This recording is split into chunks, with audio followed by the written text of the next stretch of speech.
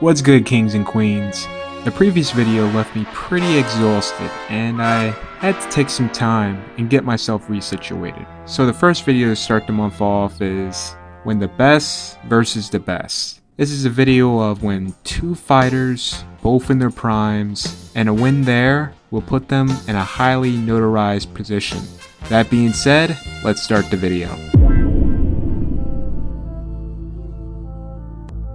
This was a big fight in Europe between the future of the heavyweight division. 16-0, 13 knockouts, Dillian Whyte versus 14-0, 14 knockouts, Olympic gold medalist Anthony Joshua. This fight was for the WBC International title, which I'm just going to put out there. Winning this belt gets you nowhere. International and the silver, you're going to be waiting a long time for a title shot. I would call it, we're putting you on the shelf to gather dust title. Besides that on the line, you have the more meaningful British Commonwealth title, Triple B of C British title, very meaningful belts. Winning these, you are the best heavyweight in the UK, which will open you up to title shots down the road. Good action from the starting bell, which a little bit of drama occurred after the first round.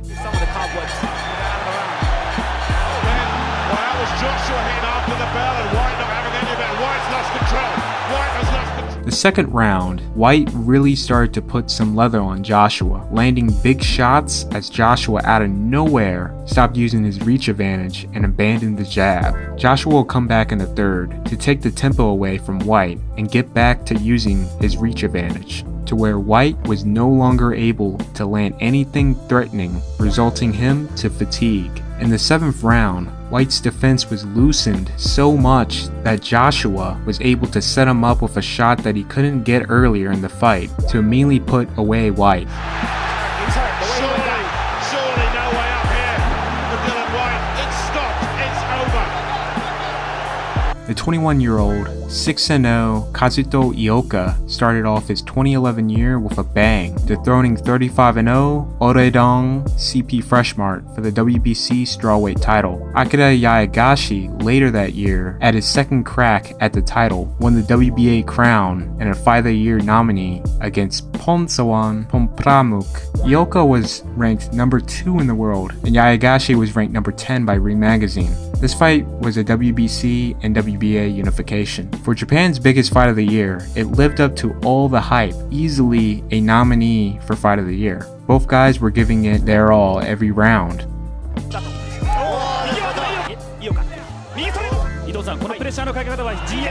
Yaegashi had to avoid the ref and ringside doctors, stopping the fight numerous times as both his eyes were almost completely shut due to swelling. Despite all of that, Yaegashi fought hard and the fight was close on the scorecards. Ioka would pull off the very close split decision to become the unified champion.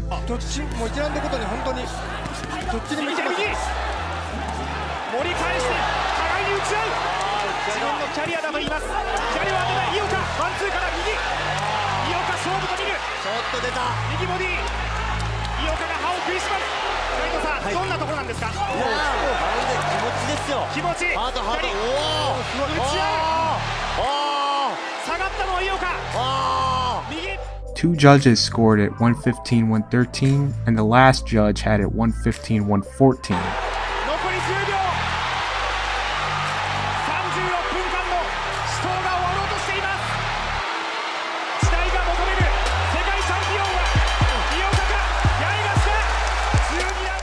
This was the final fight for the undisputed title before the WBO organization was recognized by all belt organizations, to where the fighter is now required to have that belt to become undisputed, starting in the year 2007. Which this is sad here because the winner of this match unfortunately passed away, and the boxing media leading up to the Crawford Indongo fight failed to even acknowledge this man. Jermaine Taylor is not the last undisputed champion. He had vacated the IBF title shortly after the Hopkins fight in 2005, which Arthur Abraham later picked up at the end of that year. Zab Judah lost his undisputed title against Carlos Baldomir January 6 of 2006. This fight was on the same day and on the same card. Despite despite Carlos Baldomir upsetting Judah, it was some funky things that happened, and Judah's IBF title was not on the line. So Baldomir never became the undisputed champion, but he became the lineal welterweight champion. Mormeck will pick up an early lead on Bowe. In his last fight was hurt by Mormeck. Oh, great combination to the head by Mormeck. There goes the mouthpiece. Towards the middle of the fight, Bowe would pick up the pieces and come back as Mormeck began to tire out. Bowe would finally crack through Mormeck in the 7th round. This thing has really turned around. He's exhausted.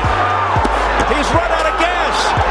And he's Mormeck would let out one last-ditch effort to combat Bowe's gaining momentum and ended up gassing himself out. Bowe finally put down Mormeck in the 10th round to stop him with 12 seconds on the clock. Bowe becomes the first undisputed cruiserweight champion since Evander Holyfield in 1988. Bowe smothering him. He goes down for the first time in his career. Crumbles to the canvas. It's over. And O'Neal Bell is the undisputed cruiserweight champ, the first since Holyfield. Majority of fight fans felt like Garcia's win against Khan was a fluke, followed up with an unimpressive win against an old Eric Morales, a rematch with him absolutely no one asked for. Then lastly, a fight with Zab Judah, where Judah really got the best of Garcia later in the fight to squeak away with a close, unanimous decision. Lucas Matthysse was really starting to build up some hype in a year and a half, rolling through Humberto Soto, a Jose prospect Dallas Jr., and former champion Lamont Peterson, which he put him away in 3 rounds. Matthysse was the interim champion 2 fights before the Peterson match, and he very well could have sat on his rank. As inconsistent as the WBC is when it comes to enforcing mandatory defenses, him and his team had to create a public demand going on a quick spree against these guys, which the Peterson fight was almost a setup. The interim title wasn't on the line, and if Lucas happened to lose, he would have been stripped. So you got a Dillian Whyte situation, except that silver title was on the line against Povetkin. Based on Mathisse's performance, it created enough of a demand that the fight was made later that year as a co-main event on Mayweather-Canelo. So you got 2 guys at the peak of their game fighting on an historic pay-per-view headliner. The fight started off slow for Danny. Lucas would rake in the first 3 rounds just based off of effective aggression. Some sharp counterpunching, but Mathisse's been the attack according to show stats. Oh my, that left hook had some thunder on it. Danny would pick it up and even the cards up. The 7th round, as Garcia damaged Lucas's eye, causing it to swell up bad. With the scorecards incredibly close coming into 11th, Matthysse would start the round off huge, hitting Garcia with his cleanest, most effective shot in the fight. And Garcia was not fazed at all, but his mouthpiece flew a great distance. As Lucas was raking in more points, Danny caught him with a row of shots to put Matthysse down for the first time in his career. Garcia would end the round big, out-throwing and hustling Matthysse. Danny would do enough to win round 12, but he would get a point taken away for low blows, making it a 9-9 round, or 10-9 for Matthysse if a judge wanted to give him that round. Danny would win by a narrow 114-112 on the scorecards, and gain the respect he deserved, defeating, at that time, boxing's Terminator. IBF and WBA unification between 38-2 Humberto Gonzalez and undefeated 30-0 Michael Carbajal. This fight was the first light flyweight fight in boxing to be a pay-per-view main event. Oscar De La Hoya versus Jeff Mayweather was the co-main event. This fight started off incredibly fast. In round 2, Carbajal gets dropped. Gonzalez was just getting the better of Carbajal, despite it being a very entertaining fight. Carbajal gets dropped once again in the 5th round by Gonzalez. Back and forth action in the 6th round, but the momentum was all Gonzalez. 7th round, Carbajal came out of nowhere in the final 20 seconds to knock out Gonzalez. Gonzalez was unable to make the count, and Carbajal becomes a new unified light flyweight champion. This fight was named Ring Magazine 1993 Fight of the Year. These guys will have a rematch a year later. Michael Carbajal will make history as the first boxer under 126 pounds to earn a $1 million purse. This is just your classic heavyweight fight. Olympic medalist versus Olympic medalist. The undisputed heavyweight champion, Evander Holyfield, at the peak of his game, 28-0, 22 knockouts. Riddick Bowe, 31-0, 27 knockouts. An absolute war. I don't even want to spoil this fight for the newcomers. This is a fight everyone who is new to the sport should watch. It's absolutely amazing. Everything you possibly want out of a prize fight that goes all 12 rounds.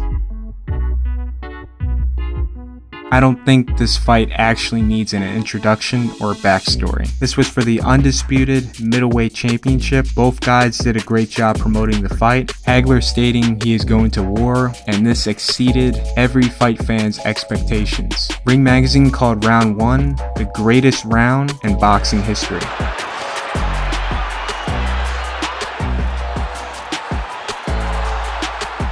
Lomachenko's lightweight debut was against WBA and lineal champion Jorge Linares in a close, entertaining fight. He stopped Linares late to become the fastest 3-division champion in 12 fights. He will pick up the WBO belt, his next fight against Jorge Pedraza, then a couple fights later, the WBC against Luke Campbell. All while this is happening, you had a very motivated Lopez quickly rising through the American ranks, then into the world ranks, defeating Mason Menard for the NABF and USBA title. Very important titles for people who live in North America and the US. NABF signifies you are the best contender in North America, and the USBA signifies you are the best contender in the United States. Very important milestone titles that I don't understand why the media devalues. Lopez picks up another important North American belt against Diego Magdaleno. The USBA is linked up with the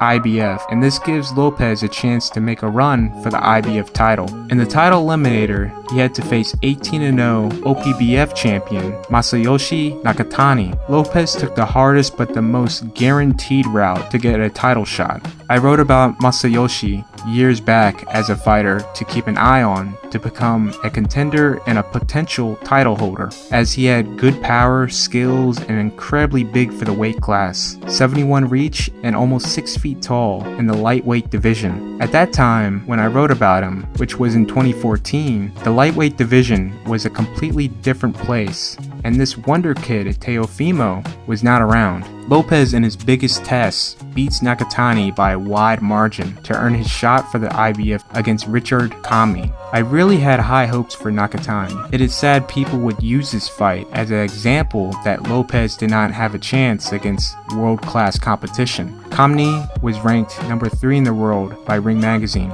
and Teofimo was unranked. He certainly fought like he was a top 10 ranked fighter, blowing Kami away in 2 rounds. Top Rank now has 2 fighters who hold the majority of the belts, but I didn't think Bob Arum wanted to make this fight happen because Lopez is so young. He doesn't have to fight Vasil yet. But Lopez really wanted this fight, but in due time, Bob Arum caved in and this fight was made, autumn of 2020. Lopez came in as a 4-1 underdog, which I didn't really understand why. I saw it more as a 50-50 matchup. Anyone who DM'd me asking who you think is going to win, my initial reply was, it's too close to call. I'm not touching it, but if you want to make some money, put it on Lopez. Lopez that night rose to the occasion, put up a sizable lead on the scorecards. Loma will rally, tightening it up, but Lopez would get a second wind and take the championship rounds by storm. Now I saw it as a pretty close fight, but the right man won, which was Lopez. A great fight, a great story, all shadowed by incompetent judging. Lopez becomes the king of the lightweight division and a potential pay-per-view star. One of the biggest fights of the 80s. Both guys are undisputedly in their primes. Very rarely a fight will be made at the pinnacle of its hype. There was a little bit of a wait, but Leonard was able to get the money he righteously deserved for this matchup. You are dodging that man. Well, the fact is just what they say. They've made statements that I'm trying to get away from Thomas Hearns, that I'm afraid of him. The only thing that I fear is the fact that they won't pay me the money that I deserve, the money that I want. Aren't you afraid he's going to beat you? I'm not afraid of any man. A guaranteed $8 million plus pay-per-view revenue, which totaled to $11 million.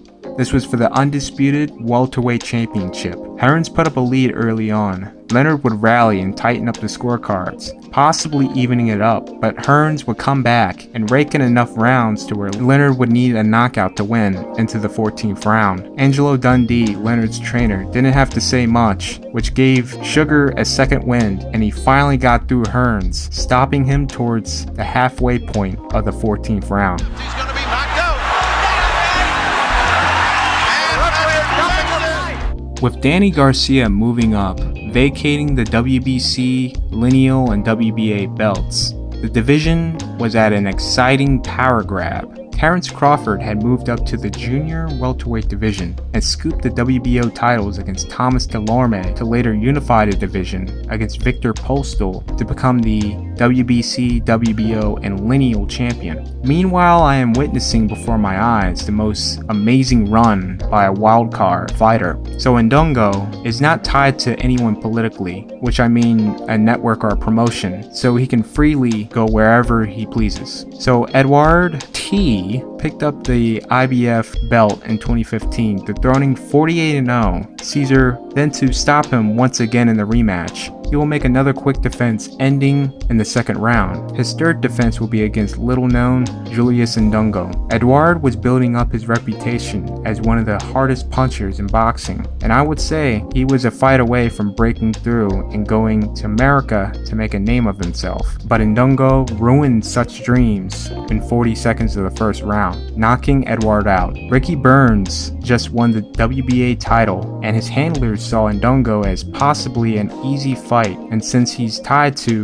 no one politically, the fight was easily made. IBF and WBA unification, and little him and his team knew, this was not no flash in the pan. Indongo swept Burns, completely shutting him out on the scorecards to pick up another belt. There was a hold-up. I didn't know what was the hold-up at that time, because this is an opportunity that Crawford cannot pass up. This is a career-defining, historic match. It was mainly over money because, my gosh, these sanction fees were ridiculous. This is why fighters don't like becoming undisputed champion or want to unify. It's expensive. It's like driving a Maserati or a Mercedes G-Class or any Mercedes made after 1999. It sure looks nice, but it's incredibly impractical due to poor build quality and expensive maintenance fees. These poor guys had to pay more than $100,000 in fees.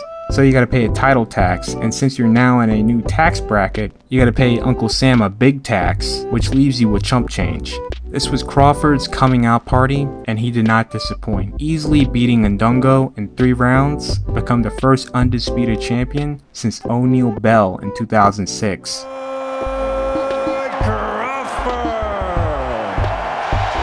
And on top of that, this is when the best versus the best. For more videos like these, be sure to like, share, and if you're new, subscribe. Subscribe to my Patreon for exclusive back projects and early access to new videos. This month's project is on the tale of Adrian Broner versus Marcos Maidana. I'm Olfus Hancho, and I'm out.